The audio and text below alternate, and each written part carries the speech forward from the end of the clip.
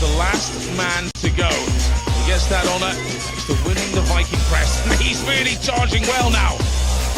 He can beat Januszkowski. That would be an extraordinary thing. It's going to be very close. 5 seconds to do it, 5 meters to go. Well, he hasn't done it, but he has got 42.92 seconds.